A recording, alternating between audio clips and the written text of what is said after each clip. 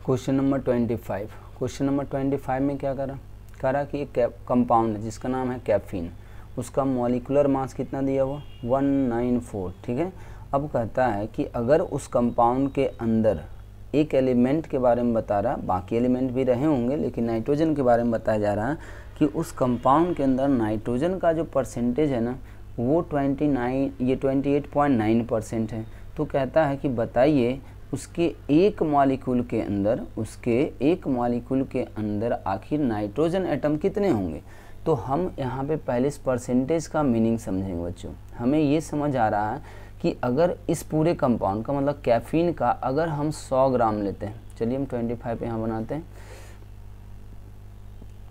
अगर हम 100 ग्राम लेते हैं, ठीक है, 100 ग्राम किसका ऑफ कंपाउंड मतलब कैफीन जो भी आपका कंपाउंड है, अगर हम पूरे कंपाउंड का 100 ग्राम ले लेते हैं तो उसके अंदर हमें जो नाइट्रोजन एटम का मास मिलेगा, मास ऑफ नाइट्रोजन एटम कितना मिलेगा 28.9 मिलेंगे।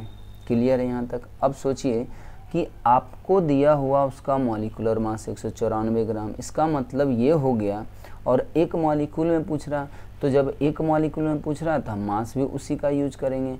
तो अगर हमारे पास नाइट्रोजन एटम मास इतना ग्राम है तो सोचिए कि अगर आप उस पूरे कंपाउंड का इतना ग्राम ले लेते हैं उसके मॉलिक्यूलर मास के इक्वल लेंगे, चूँकि एक मॉलिक्यूल की बात कर रहा है तो एक मॉलिक्यूल का अगर हम मास निकालेंगे तो 194 ही आएगा।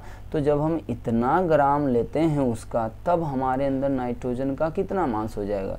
तो हम ऐसे लिख सकते थे कि मास ऑफ नाइट्रोजन कितना हो जाएगा बताइए। अगर 100 ग्राम लेते हैं तो इतना, तो 1 ग्राम लेंगे तो हो जाएगा आपका 28.9 डिवाइडेड बाई 100। लेकिन आप अभी कितने में निकालना चाह रहे हैं 194 ग्राम, तो 194 ग्राम में आपको पास इतना नाइट्रोजन एटम मिल जाएंगे। अब सोचिए अगर इतना नाइट्रोजन एटम आपके पास है, आप अगर इसको सॉल्व कर दीजिएगा तो ये आ जाएगा 56। ठीक है, कितना आ जाएगा 56 ग्राम। अब सोचिए खुद से कि आप कहते हैं कि हमारे पास नाइट्रोजन का 56 ग्राम है तो एटम का संख्या कितना हो गया, नंबर ऑफ एटम कितना रहा होगा आपके पास नाइट्रोजन। अगर ये 14 ग्राम होता है तो कहते हैं एक नाइट्रोजन 14 ग्राम का होता है, 2 नाइट्रोजन 28 ग्राम का होगा, 3 हो जाएगा उसका 14 इंटू 3 और ये 4, तो इसका मतलब इसमें कितना एटम आ जाएंगे 4 एटम आ जाएंगे। तो इसका आंसर क्या हो जाएगा, ये हो जाएगा। अब आते हैं हम लोग 20 से। देखिए मोल कंसेप्ट का सारा सवाल आप यूनिटरी मेथड से बनाएं, ज़्यादा सटीक से बनेगा फॉर्मूला लगाने के बजाय, नहीं तो फॉर्मूला में उलझ जाएंगे। चलिए यहाँ पे आके देखते हैं। कहता वाटर है, वाटर का डेंसिटी 1 ग्राम पर ml। खैर ये तो हमें याद भी रखनी है और हम लोग को पता भी होता है। कहता what is the volume of 1 molecule of water. अब पहले इस डेंसिटी का मीनिंग समझे। 1 ग्राम पर ml का क्या मतलब है, इसका कहने का ये मतलब हुआ कि 1 ग्राम वाटर का 1 ग्राम वाटर का वॉल्यूम कितना होता है 1 ml होता है। तो हमसे पूछ रहा कि एक मॉलिक्यूल का वॉल्यूम कितना होगा। तो हम सोच रहे हैं कि अगर हमें एक मॉलिक्यूल का मास पता चल जाए, एक मॉलिक्यूल का मास पता चल जाए कि कितना ग्राम होता है तो हमें वॉल्यूम पता चल जाएगा। तो अगर आपको किसी कंपाउंड के एक मॉलिक्यूल का मास निकालना हो तो आपको पता होगा कि उसके ग्राम एटॉमिक मास में, अगर आपको ग्राम में चाहिए एक मॉलिक्यूल का मास, तब ग्राम एटॉमिक मास में आप Na से डिवाइड कर दें। Na मतलब एवोगाड्रोस नंबर से आप उसको डिवाइड कर दें। तो हम ये कह सकते हैं कि हमारे पास एक मॉलिक्यूल का मतलब इतना ग्राम वाटर होगा।